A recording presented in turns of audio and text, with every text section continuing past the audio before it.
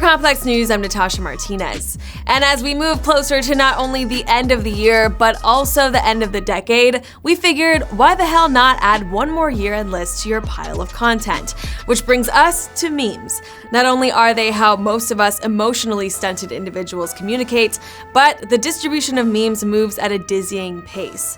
1 second you're swapping a rare dank, and the next week it's front page on a Bikers for Trump Facebook group. We've dug back into the archives to bring you just some of the memes, in no particular order, that shaped the last 10 years and some who have come back from the dead and are still in circulation. First up, Harambe. Harambe was a silverback gorilla who was murdered in 2016 by zookeepers as a precautionary measure after a child wandered into his gorilla pit at the Cincinnati Zoo. What actually took place is between God and Harambe, but conflicting reports said the gorilla was dragging the boy, others said that it was protecting him. Either way, Harambe the king was put down before his time. What followed was Harambe's ascension to internet sainthood following the earnest hashtag RIP Harambe, which quickly turned into one of the greatest meme generators of all time. Harambe suddenly was everywhere, photoshopped into photos of celebrities who died that year, pictured reigning in heaven, and even made into a playable character in Street Fighter. But Harambe assumed his final form with the greatest salute of all time.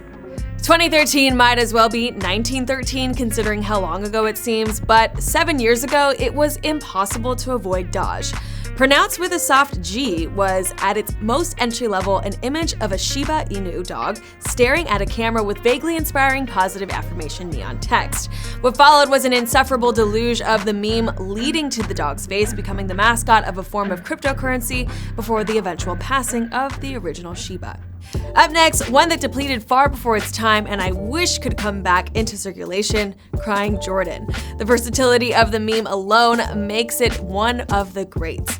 It could be plugged into any situation, suggesting a whole spectrum of emotions. Naturally, when the New Yorker starts running think pieces on a meme, it's come to the end of its shelf life. The "This is fine" meme seemed to perfectly capture the dumpster fire we found ourselves collectively living in for the past half-decade.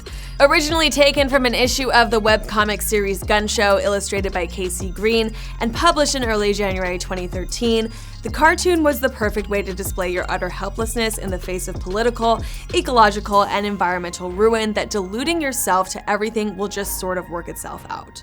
Here Come Dat Boy, Oh What Up showed all the hallmarks of one of the decade's greatest memes. Abstract meaning, versatile usage, and humble clip art origins all combined to make the unicycle riding frog an instantly recognizable classic. Spongebob. Now, I'm cheating with this one because SpongeBob memes are too numerous to count, but the cartoon series that defined childhood for most of us, including myself, has been fertile ground for meme farming since the beginning of the decade. Caveman SpongeBob, Mocking SpongeBob, Evil Patrick, and most recently, I Am a Head Out SpongeBob gave us years of usage.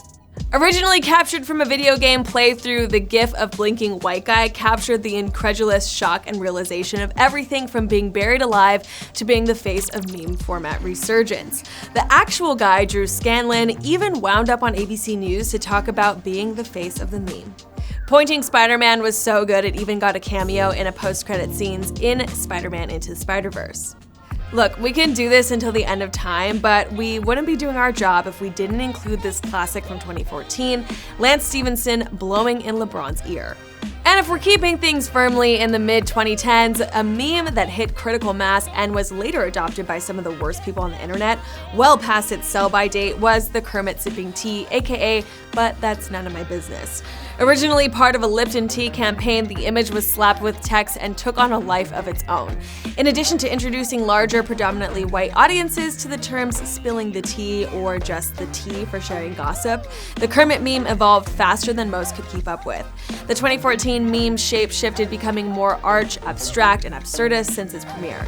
Naturally, like most good things on Twitter, brands and Facebook wine moms suffocated the meme at its peak. Staring down the barrel of 2019 and the start of a new decade, two contenders emerged at the back half of the year that burned bright before fading away just as quickly.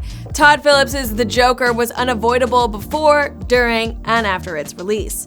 The film's attendant hand-wringing about glorifying violence were thankfully shouted down thanks to Joaquin Phoenix's performance, and of course, the film opened the floodgates on a new batch of memes. Any frame of the movie seemed factory sealed as a viable meme format that took to the heart of the movie's message of society being the truly deranged entity, not Arthur Fleck. Disney Plus launched earlier this year, and with it, one of the breakout television series of all of 2019 in The Mandalorian. And yes, the titular Mando is cool and all, but Baby Yoda has clearly established himself as the true star of the series thanks to the endless memes dedicated to the infant. Not to end this all black pill, but the world is ending before our very eyes, and sometimes the best way to deal with our inevitable collective demise is to just enjoy some dank memes. That's all for now, and for everything else, subscribe to Complex on YouTube. For Complex News, I'm Natasha Martinez.